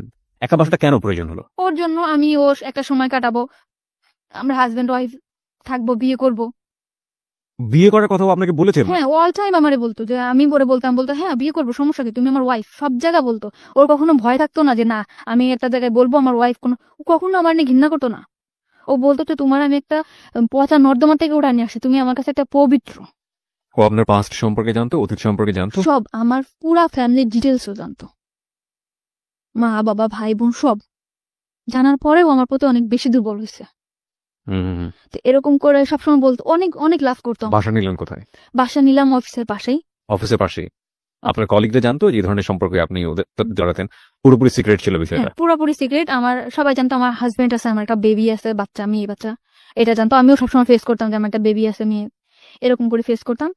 তো ওরকম বাসায় আসতো যাইতো, সবাই জানতো আমার হাজবেন্ড। তো আমাদের মধ্যে না বিয়ে একটা সময় কাজী অফিসেও নিয়ে গেছে আমাকে। কাজী অফিসে নিয়ে গেল? হ্যাঁ, চলো বিয়ে করবো। গেছি, তখন আমার ডিভোর্স হয় নাই। তখন কাজী অফিস থেকে বললো যে ওনার তো ডিভোর্স হয় নাই, 3 মাস, ডিভোর্স হওয়ার 3 মাস পর বিয়ে করতে হবে। এ কথা বলার পরে বলতেছে যে তাহলে কি করব? তখন আমি বললাম যে ঠিক আছে, আমি ফ্যামিলির সাথে কথা বলি, মা বাবার সাথে বলি যে আমি ডিভোর্স করব। আপনি কি জানতেন যে উনি যদি আপনাকে বিয়ে করতে চায় তাহলে ওনার আগের ওয়াইফের পারমিশন লাগবে? হ্যাঁ, না, এটা আমি জানতাম না। এটা আপনি তখন জানতেন না, তখন এটা আমি জানতাম না। Okay. তখন আপনি তখন কখনো কি প্রশ্ন করেছেন যে তুমি যে আমাকে বিয়ে করতে চাচ্ছ, তোমার আগের ঘরের কি হবে, আগের সংসারের কি হবে? মানুষের 2টা বউ থাকে না, এটা অ্যান্সার দিত? আমি যদি চালাইতে পারি, আমাকে 2টা বউ থাকতে পারে না, আর আমি তো এটাই আপনি মানতাম। তো একটা সংসারের স্বপ্ন দেখতেন, সুন্দর একটা সংসার আমি- যেখানে আপনার বিচরণ থাকবে, সুন্দর একটা ঘর, সেখানে আরেকজন মানুষের শেয়ার আছে, এটা মানতে পারতেন? এটা হয়তো বা মানতে পারতাম না, কিন্তু তখন আমি এমন একটা অবস্থায় ছিলাম, ওরে পাওয়ার জন্য সবকিছু করতে রাজি। ও 2টা কেন 5টা বউ থাকবে, ও তো আমারও সময় দিতেছে। ও তো আমারই সময় দিতেছে। হ্যাঁ, this is very important part, প্রিয় শ্রোতা। আমরা বারবারই বলি মানুষের যখন খুব ডিজাস্টার মোমেন্ট যায় সেই সময়টাতে আসলে যে কেউ যখন পাশে এসে দাঁড়ায়, ইভেন একজন শত্রুও যদি, অতীত জীবনের একজন শত্রুও যদি পাশে এসে দাঁড়ায়, সেই মানুষটাকে অদ্ভুত রকমের ভালো লাগে। কিন্তু সেটার মধ্যেও যে এক ধরনের জটিলতা থাকে, সেটা ভবিষ্যতে একসময় মেঘ কেটে যাবে, আকাশ পরিষ্কার হয়ে যাবে, তারপর এই মানুষের যে কন্ডিশন, ফ্যামিলি কন্ডিশন বা এই মানুষের যে অবস্থা, সেটা আসলে আমার জীবনকে কতটা প্রভাবিত করতে পারবে ইন এ পজিটিভ সেন্স, ওই জিনিসটা কিন্তু মাথার মধ্যে কাজ করে না। আর ওর একটা ব্যাকগ্রাউন্ড কথা আপনারা চিন্তা করবেন, ও তখন বয়স খুব বেশি হলে 17 থেকে 18, এবং ওর এডুকেশন, ওর ফ্যামিলি ব্যাকগ্রাউন্ড, ওর যে অবস্থা, সবকিছু জায়গা থেকে এটা অত্যন্ত লোভনীয় মনে হয়েছে ওর কাছে। সব দিক থেকে মেন্টালিও অনেক বেশি ডিপেন্ডেন্ট হয়ে গেছে। আর ফিজিক্যাল ব্যাপারটা তো ওর জন্য কি, সেটা ছোটবেলা থেকে যারা শুনছেন একেবারে প্রথম থেকে তারা বুঝতেই পারছেন। হ্যাঁ, বলুন। তারপর তখন বাসা নিলেন? তো কাজী অফিসার, কাজী আমাদের বলল যে তোমার বিয়ে তো করতে হবে, বিয়ে তো করবা, আজ করো 3 মাস পরে করবো, কিন্তু সবচেয়ে বড় কথা হলো মানুষের শরীরে, মানে লোক দেখানো বিয়ে এবং ইসের বিয়ে থেকে, মানে কাগজে কলমে বিয়ে, হাদিস মোতাবেক বিয়ে, যেটা থেকে সবচেয়ে মনের বিয়েটাই বড়। এটা হলে না, তখন আমি এটার মধ্যে কাজ করতে, যে আমাদের তো মনের বিয়ে তাহলে হয়েই গেছে, বিয়ে করবো। আর ও যেখানে যাবে, আমার ওয়াইফ, সব জায়গায় বলতে আমার আমার ওয়াইফ, আমি বলতাম আমার হাজবেন্ড। আমার নাম কিন্তু ইসলাম ছিল না, আমি কিন্তু ইসলাম দিছি। কেন ইসলাম, মানে আপনি আপনার রিলিজিয়ন কি? আমার হচ্ছে আক্তার। মানে আপনি ধর্ম তো ইসলাম। হ্যাঁ ইসলাম, ইসলাম কেন দিলেন? ওর নামের সাথে ইসলাম আছে এই কারণে, তার নামটার শেষে ইসলাম আছে, যে কারণে আপনি ইসলাম যোগ করে নিয়েছেন। ওকে। তখন থেকে কিন্তু আমার নামের পিছনে ইসলাম যোগ করলাম, এবং সে নাকফুল, এই যে নাকফুলটা তার দেওয়া, যে আমাদের বিয়ে হয়েছে এভাবে। ও নাকফুলটা সে আপনাকে গিফট করলো? হ্যাঁ, সে আমাকে গিফট করলো। ওকে। তো নাকফুলটা গিফট করলো, যে হাজবেন্ডের নাকফুল থাকে, আমি নাকফুল পরলাম। দেন বাসা যেরকম, আমার বাসাটা সবসময় গোছানো গোছানো থাকতো, সে যেরকম পছন্দ করতো সে কিন্তু অনেক বেশি পছন্দ করতো যে আমি যাতে সবসময় টিপটাপ গোছানো গোছানো থাকতাম। এরকম আমি সবসময় গুছাই গাছাই রাখতাম। আর বাসার ফার্নিচার গুলো কি সে কিনে দিল? আমার বাসার যত যা, কত টাকা ভাড়া ছিল বাসা? 5,500 টাকা। ওকে। তো এরকম সবকিছু সে কিনলো, টিভি, তারপরে আপনার যা যা সংসারে যা যা লাগে সব সে কিনলো। মানে সে আর একটা সংসার করলো এখানে নতুন করে। তাকে দেখে কখনো বোঝা যাবে না যে সে কখনো আমার ভবিষ্যতে ঠকাবে। ঠিক আছে, এরকম করে থাকলাম কিছুদিন। থাকার পরে আমি আবারও, মানে আমি এটা থাকলেও না, আমার ফ্যামিলিতে হয়েছে এর মধ্যে মিস করছি। এর মধ্যে আমার ফ্যামিলিতে টুকটাক জানাইতাম যে আমি তোমাদের আমার আর কোনো দরকার নাই। মানে আমার ফ্যামিলিতে আমি খুব বেশি অহংকার করা শুরু করলাম তখন। কেন অহংকার করলেন? যে আমার ওইরকম, মানে আপনার কি এরকম চিন্তা কখনই সবসময় কাজ করতে যে আপনি ফ্যামিলি থেকে ডিটাচড হতে চান, ফ্যামিলি থেকে নিজের মতো করে একটা? আমি চাইতাম যে আমার ফ্যামিলি থেকে আমি দূরে চলে যাই, আমার ফ্যামিলিটা আমার পছন্দ না। ওকে। তা আমি বলতাম যে আমার এখন তোমাদের পর আমার আর ডিপেন্ড করতে হবে না, আমি এখন আমার মতো করে থাকতে পারবো। আমার লাইফে এমন একটা মানুষ আসছে যে তোমাদের কথা আমার চিন্তা করতে হবে না। মানে সবসময় অহংকার করতাম আমার ফ্যামিলির প্রতি, যে তোমরা কেমন থাকো তার থেকে ভালো আমি থাকি, আমি অনেক বেশি ভালো থাকি, এরকম করে বললাম আমার ফ্যামিলিতে। এবং সেটা কি জানতো যে কি কারণে আপনি এই অহংকারটা করছেন? হ্যাঁ, তারা আমার প্রশ্ন করতো যে কেন এরকম করো, তুই বিয়ে করছো? হ্যাঁ, মানে আমার ফ্যামিলিতে আমি বলতাম যে আমি বিয়ে করছি, আমি ভালো আছি। আমার বাসা আমার বোনও চিনতো না, আমার মাও চিনতো না। বলতে না না না, বলতাম ভালো আছি। ওকে। আর বলতাম ভালো আছি, এই জন্য তারা কখনো চাপও দিত না যে না আমি ভালো আছি। ওকে। আর আমার গার্জিয়ানরা তত বেশি শক্ত ছিল না যে অন্যান্য বাচ্চারা যেরকম দূরে থাকলে মারধর করে একটা জায়গায় আনে, আমার মনে হয় ওরকম কখনো আমি পাই নাই, শক্ত গাইডেন্স। শক্ত গার্জেন আমি পাই নাই। কিন্তু ও আমার অনেক বেশি শক্ত গার্জেন। ওর পারমিশন ছাড়া আমি কখনো বাসার থেকে নামতাম না, কখনো কোনো কারোর সাথে যোগাযোগ করতাম না।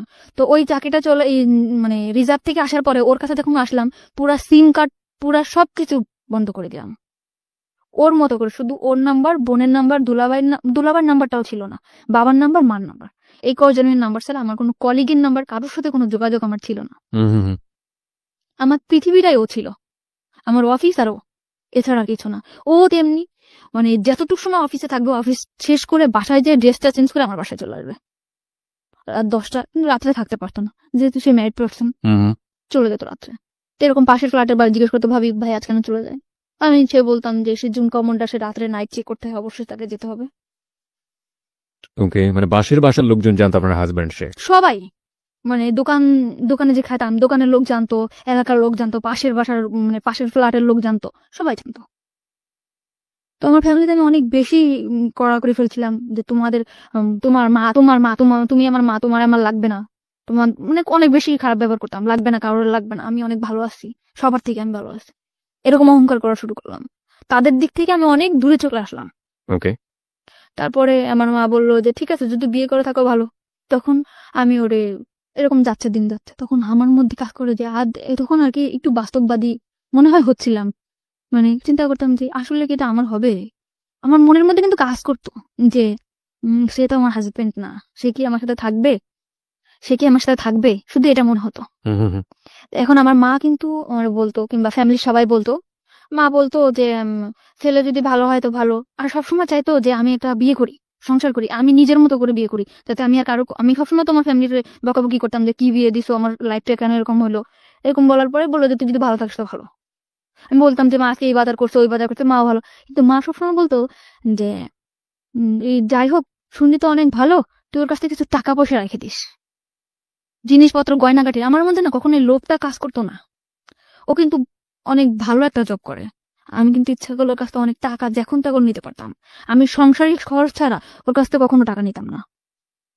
মানে আমার মাকে দিয়ে সবসময় বলতো যে ওর কাছ থেকে টাকা নিয়ে রাখবি, 10,000 টাকা, 5,000 টাকা নিয়ে রাখ। এই কথাগুলো কিন্তু ওরা আমি কখনো বলতাম না, কারণ আমার ফ্যামিলি অনেক বেশি ছোট হয়ে যাবে ওর কাছে।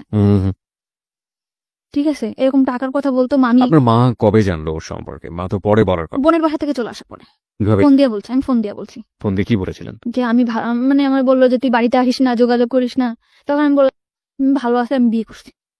তখন ওর সাথেও ফোনে কথা বললো, ওর সঙ্গে কথা বলতো, কি বললো? বললো আন্টি আন্টি আমি ওর সাথে একসাথে চাকরি করি, ভালো, ও খুব ভালো মেয়ে, এই সেটা বললো। কিন্তু আমাদের মধ্যে যে রিলেশন আছে ও বলেনি। মানে ওইটা বলেনি যে ও আপনাকে বিয়ে করেছে? না, ওকে কিন্তু ও বললো যে ওর নিয়ে কোনো টেনশন করা লাগবে না, আমি আছি ওর পিছনে, সারা জীবন থাকবো। ওকে, ওর স্ট্যাটাস কি, ফ্যামিলি স্ট্যাটাস কি, কি অবস্থায় আছে কিছুই জানে না না আপনার ফ্যামিলি? না। ওকে ফাইন, তারপর? কিন্তু বলছিলাম মারে যে মা, মানে পরে বলছি যে মা আমি, ও কিন্তু পরে বললো যে ও সব জানে শুনে তোকে বিয়ে করছে। আমি বলছি হ্যাঁ, ওর একটা বাচ্চা আছে, কিন্তু ওর বউ নেই। কিন্তু ওর বউ নেই? মারে মিথ্যা কথা বলছি যে মা, আমার পুরো ফ্যামিলিতে বলছি যে ওর একটা বাচ্চা আছে কিন্তু ওর বউ নেই। এটা বলার পরে তো বললো ঠিক আছে, তুই যদি সুখে থাকিস তুই থাক। কিন্তু আমার সবসময় আমার মা কান ভাঙানি দিত, তোর কাছে টাকা নিয়ে, এটা নিয়ে, ওটা নিয়ে। কিন্তু এটা আমি নিতে পারতাম ওর কাছ থেকে টাকা নিয়ে এটা নেই ওটা নেই। হুম। ওকে, কিন্তু এটা আমি ওরে চাইতেও পারতাম না। কিন্তু একদিন আমি চাইছি, একদিন আমি বললাম যে তুমি আমার টাকা দাও, তোমার লাইফ থেকে আমি চলে যাবো। তুমি মানে টাকা দাও, তোমার লাইফ থেকে আমি চলে যাবো। লাইফ থেকে চলে যাওয়ার প্রশ্নটা কেন আসলো? মানে চলে যাওয়ার প্রশ্নটাকে আমি চিন্তা করতেছি যে ও কি সত্যি আমার কোনোদিন স্ত্রীর মর্যাদা দিতে পারবে? আমরা যেখানে একটা জায়গায় চাকরি করি সবাই তো জানে যে আমি কোন জায়গা থেকে আসছি, আমি ড্রিঙ্কস করছি সবার সাথে, ওর যে একটা রেকর্ড এটা তো খারাপ হবে অফিসে। Okay, very good, very good, very good thinking. তারপর? ঠিক আছে, ওর যে একটা মানে যে পজিশনে আসছে সবাই তো ওরা অসম্মান করবে। হ্যাঁ হ্যাঁ। তো আমি যদি এরকম একটা জায়গা থেকে আসছি, আমার লাইফে এত দুর্ঘটনা, সবাই কি ভাববে? তা আমি ওর লাইফ থেকে চলে যাবো। এটা আপনার মধ্যে সেন্স গ্রো করেছে নাকি ওর আচরণের মধ্যে জিনিসগুলো ছিল? কখনো আচরণ চেঞ্জ হয়নি, ও কখনো আমার দূরে সরাইতে চায় না। আমি সবসময় বলতাম আমি চলে যাবো, থাকবো না, আমি তোমার সাথে থাকবো না, এটা বলতাম। ওকে, আর আমার মধ্যে কাজ করতে হচ্ছে আমার সাথে তো বিয়ে হয়নি, আদৌ কি থাকবে? সবসময় দুর্বলতা। না একটা জিনিস আমি বুঝতে পারছি, সেটা হচ্ছে যে আপনার নাজিমের সঙ্গে তখন তো আপনি চাইলে ডিভোর্স দিতে পারতেন, যেহেতু আপনাকে বিয়ে করতে চাচ্ছে। আপনি ডিভোর্সটা কেন দেননি? আপনি কেন ডিভোর্স দেননি? আমি চাইছিলাম যে সে ডিভোর্স দিক। নাজিম আপনাকে ডিভোর্স দিক? নাজিম না, রিপন। সরি, রিপন আপনাকে ডিভোর্স দিক? হ্যাঁ। রিপন আপনাকে ডিভোর্স আর ওর দিয়ে আপনার লাভটা কি? না, আমি ওর প্রতি আমার কোনো ইয়াই ছিল না। তো তাহলে আপনি কেন দেননি? ওর প্রতি মানে ওর পিছনে আমি চিন্তা করতাম যে ওর পিছনে আমি 1 সেকেন্ড নষ্ট করি, ওইটাই আমার নষ্ট। ডিভোর্স টিভোর্স যার যাকে যা হয় হোক। কিন্তু আপনার তো এই ভদ্রলোককে পাওয়ার জন্য, বিয়ে করার জন্য আপনার অন্তত আপনার জায়গা থেকে পথটাকে ওপেন মানে খোলাসা রাখতে হবে। সেই জায়গাটা থেকে তো আপনাকে সিঙ্গেল স্ট্যাটাসে আসতে হবে। আপনি তো কাগজে কলমে তখনও কারো না কারো বিবাহিত বউ। তো আপনার কখনো মনে হয়নি যে আপনি ওকে ডিভোর্স দিয়ে দিবেন, রিপনকে ডিভোর্স? তো বহুবার মনে হচ্ছে যাই ডিভোর্স করি, আবার মনে হচ্ছে না করবো, সমস্যা কি? কিন্তু ওইভাবে যদি আমি জানতাম যে আসলে আমাদের অমুক ডেটে বিয়ে, কিংবা আসলে বিয়েটা মানে হচ্ছে, ফিক্স করা যদি থাকতো তাহলে আপনি এরকম একটা, কিন্তু আসলে বিয়ের ব্যাপারটা খুব ইমোশনাল ছিল, চলো করে ফেলি, চলো করে ফেলি, তারপর আবার যা সেরকম অবস্থায় চলে যাওয়া। ওকে, মানে সিরিয়াস ছিলেন না আপনার আলটিমেটলি। ইমোশন যখন আসতো তখন সবকিছু করে ফেলবো, ইমোশনটা থেমে গেলে আবার আগের জায়গায়। Very important. ওকে, তারপর? তখন আমি ওরে বললাম যে আমি তোমার লাইফ থেকে চলে যাবো। তখন ও বললো কেন চলে যাবা? আমি বললাম, থাকবে না, কারণ এইভাবে হয়, তুমি কখনো আমার সাথে রাত্রে থাকতেছো না, তুমি আমার বিয়ে করতেছো না, আমি এভাবে কি সংসার জীবন হয়? আমার একটা সংসার নয় এটা। তখন ও বললো যে তুমি আমার লাইফ থেকে চলে যাও, তুমি টাকা চাচ্ছ, তুমি টাকা নিবা, কিন্তু এই বাসায় থাকবা, তুমি এই বাসা থেকে কোথাও যেতে পারবা না। ও টাকার নিয়ে আপনাকে প্রশ্ন করেনি যে তুমি টাকা দিয়ে কি করবা? কোনো দিনও প্রশ্ন করে নেই। কোনো প্রশ্ন সে করেনি, না। টাকা চাচ্ছ টাকা নিবা। হ্যাঁ, Okay, টাকা তারপর? চাচ্ছ, টাকা নেও।